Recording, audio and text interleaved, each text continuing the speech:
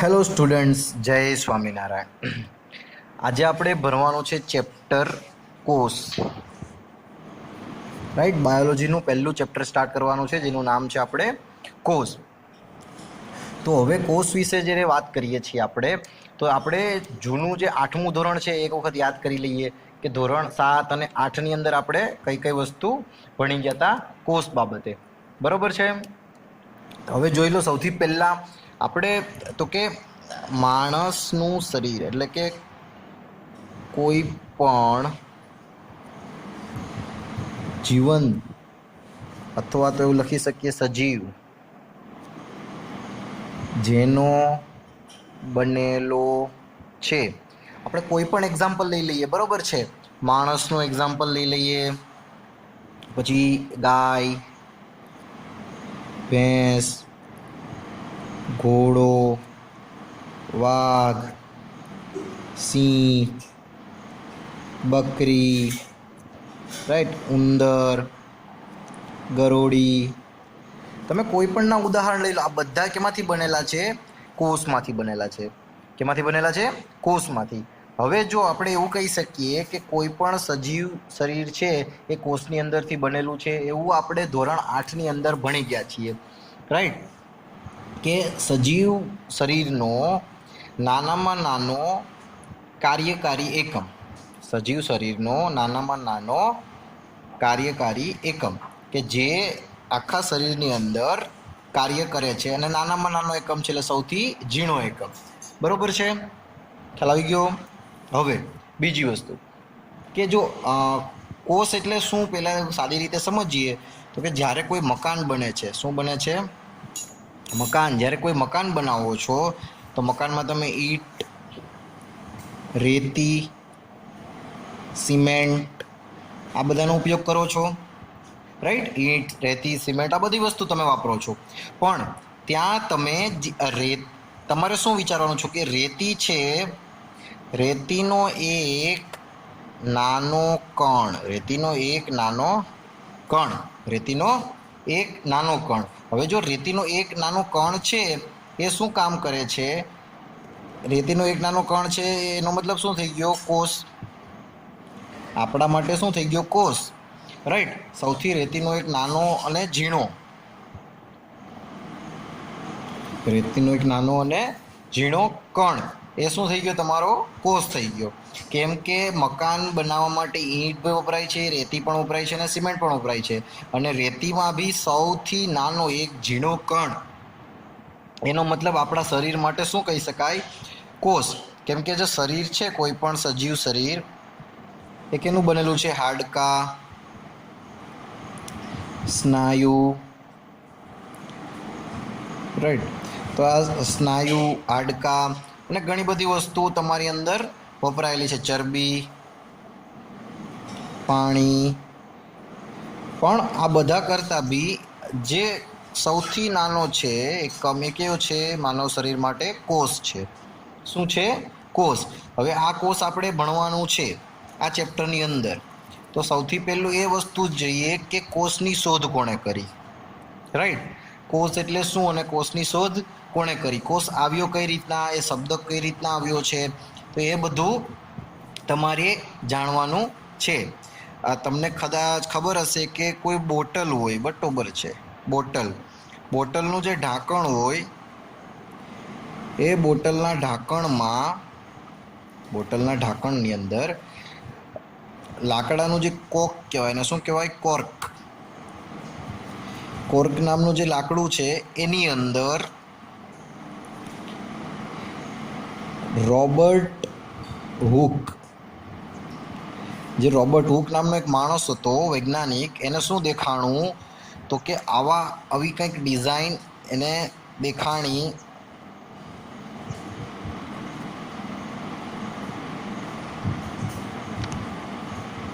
Right, આવી કંઈક એને ડિઝાઇન દેખાણી.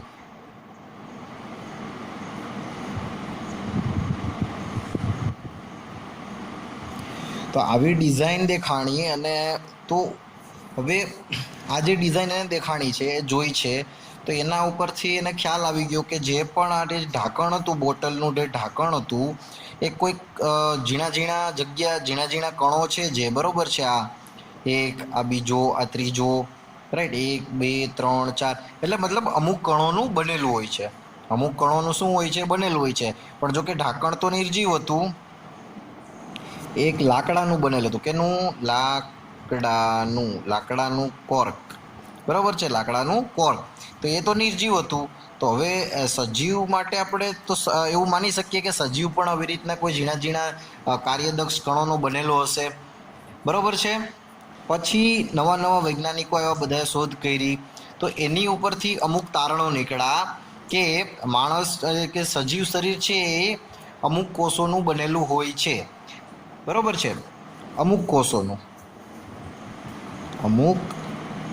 કોષોનું બનેલું હોય છે સજીવ શરીર, બરાબર છે, અમુક કોષોનું બનેલું હોય છે.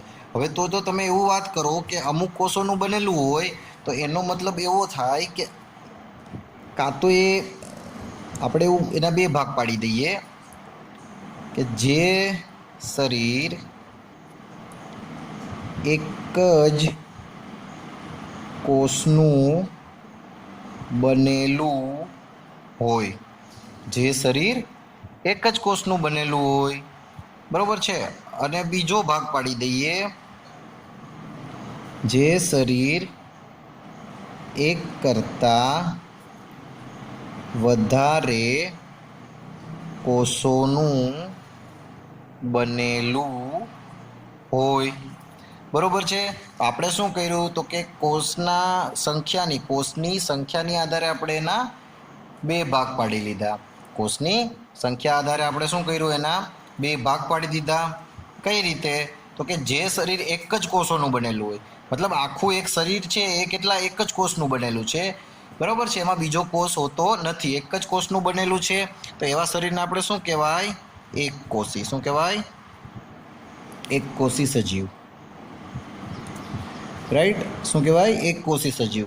કે જે સજીવનું શરીર એક જ કોષનું બનેલું હોય તેને એક કોષી સજીવ કહેવામાં આવે છે, બરોબર છે.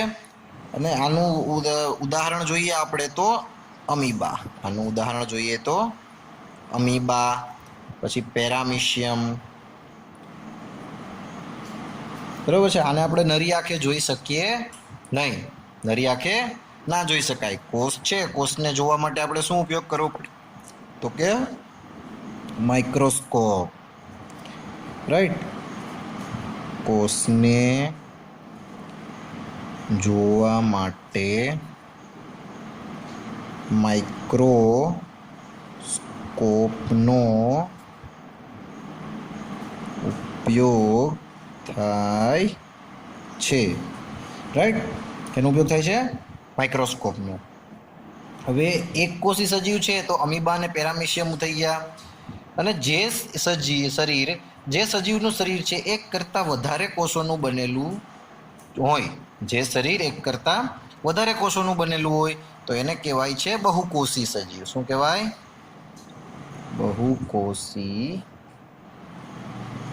સજીવ. શું કહેવામાં આવે છે? બહુકોષી સજીવ. ખ્યાલ આવી ગયો? એટલે જે શરીર એક કરતાં વધારે કોષોનું બનેલું હોય તેને બહુકોષી સજીવ, અને જે શરીર એક જ કોષનું બનેલું હોય તેને એકકોષી, રાઈટ. એકકોષી અને બહુકોષી, રાઈટ. એમાં તમારે ઉદાહરણ તરીકે તમે લઈ શકો છો માણસ, પશુ, પક્ષી, બરાબર છે. આ કેવા છે? બધા બહુકોષી સજીવ છે, બરાબર છે. બહુકોષી કારણ કે એમના શરીર છે એ એક કરતાં વધારે કોષના બનેલા હોય છે. ખ્યાલ આવી ગયો? ઓકે. પછી જે આપણે વાત કરીએ કે એક કોષી અને બહુકોષી, અને પછી બીજી વાત કરી કે જે કોષ છે, કોષ એ કેવો છે? લેટિન ભાષાનો શબ્દ છે. કયો? લેટિન ભાષાનો શબ્દ. કેવી ભાષાનો શબ્દ છે? લેટિન ભાષાનો શબ્દ. કોષ માટે અંગ્રેજીમાં જે સેલ વપરાય છે, સેલ, બરાબર છે. કોષ માટે અંગ્રેજીમાં શું કહેવાય? સેલ. સેલ કેવો શબ્દ છે? લેટિન ભાષાનો શબ્દ છે સેલ.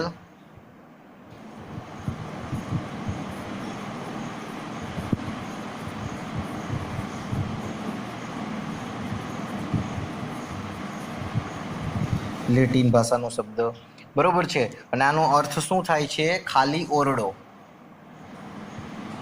રાઈટ? નાનો ઓરડો, નાનો ઓરડો કે જે ખાલી છે, બરોબર છે. હવે આગળ જોઈએ આપણે કે જે એક કોષી અને બહુકોષી સજીવ હતા, બરોબર છે. હવે એની અંદર જો આપણે વાત કરીએ તો સૌથી પહેલા તો સૂક્ષ્મદર્શક યંત્રની મદદથી રોબર્ટ હુકે, બરાબર છે, રોબર્ટ હુક 1665 એટલે 1665 ની અંદર ખાલી એમણે જે બૂચ હોય, કોર્ક એટલે બૂચ, એની અંદર પ્રાથમિક સૂક્ષ્મદર્શક યંત્રથી નિર્જીવ કોષ જોયા, બરોબર છે. એણે સૂક્ષ્મદર્શક યંત્રની મદદથી નિર્જીવ કોષ જોયા.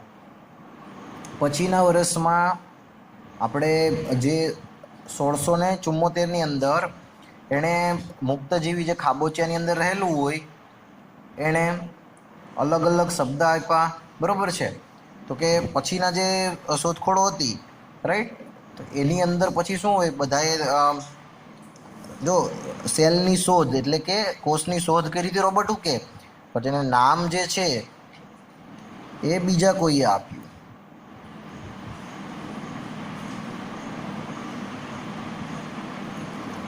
બરોબર છે. પછી રોબર્ટ બ્રાઉન નામના માણસે કોષની અંદર જે પ્રવાહી હોય કોષરસ એની શોધ કરી. રોબર્ટ બ્રાઉને કોષરસની શોધ કરી, રાઈટ, કોષરસની શોધ કરી. એ ક્યારે કરી હતી? 1831 ની અંદર, બરોબર છે. પછી આ ઉપરથી ખબર પડી. અને બીજી વસ્તુ કે કોષ જે હોય છે એ અલગ અલગ આકારના હોય. કેવા? અલગ અલગ આકારના હોય છે. કોષ છે જે અલગ અલગ આકારના હોય છે, રાઈટ. કોઈ ગોળ હોય છે, લંબગોળ, રાઈટ, તાંતણા જેવો, બરોબર છે. તો આવા અલગ અલગ આકારના જે કોષ હોય છે એ કોષ ભેગા મળીને કોઈ પણ વસ્તુ કોષ બનાવે છે. શું કરે છે? પછી બીજું કે જે તમને કીધું છે કે તમારે કોષને જોવા માટે ડુંગળીનું એનું જે છે એની અંદર તમે ઉદાહરણ લઈ શકો, બરોબર છે. તો એક વખત આ જે થિયરી છે એ જોઈ જવી અને છે જૂનું છે એ રિવાઇઝ કરી જવું કે કોષ એટલે શું, કોષ કેવી રીતે કાર્ય કરે છે, બરોબર છે. અને દરેક કોષના અલગ અલગ કાર્ય હોય છે. દરેક કોષનું પોતાનું અલગ કાર્ય હોય છે. મતલબ કે બધા કોષ પોતપોતાનું અલગ અલગ કાર્ય કરે છે. જો એક કોષી સજીવ છે, આપણે એક કોષી સજીવની વાત કરી હતી, તો એક કોષી સજીવમાં તો એક જ કોષ છે એટલે એનો કંઈ વધારે જરૂર નથી. પણ જો બહુકોષી સજીવ હોય તો એના માટે અલગ અલગ કોષ છે એ અલગ અલગ કાર્યો કરવા માટે અલગ અલગ ભાગ સર્જે છે, બરાબર છે. મતલબ કે એવું કહી શકીએ આપણે કે માની લો કે હાથ બનાવવો છે તો અમુક ભાગ છે, અમુક કોષ એ હાથના સ્નાયુઓ, હાથના હાડકા ને એ બધું બનાવશે. પછી અમુક કોષ છે પગના સ્નાયુઓ, પગના હાડકાને એવું બધું બનાવશે. મતલબ કે અલગ અલગ કાર્ય કરવા માટે અલગ અલગ શરીરના ભાગોનો નિર્માણ કરે છે એ બહુકોષી સજીવમાં. કેમ કે એક કોષી સજીવમાં તો એક જ કોષ હોવાનો છે, રાઈટ? એટલે અને એક કોષીને ઇંગ્લિશમાં કહેવાય છે યુનિસેલ્યુલર. શું કહેવાય? યુનિસેલ્યુલર. અને બહુકોષીને કહેવાય મલ્ટીસેલ્યુલર. મલ્ટીસેલ્યુલર. મલ્ટી એટલે બહુ અને યુની એટલે એક અથવા તો બીજું સિંગલ. ખ્યાલ આવી ગયો? ઓકે, એક વખત જોઈ જજો અને ના ખબર પડે તો પૂછી લો. પછી સેલની રચના અને એની અંદરના જે ભાગો છે એના વિશે નેક્સ્ટ ટોપિકમાં સમજશું. Okay, thank you. જય સ્વામિનારાયણ.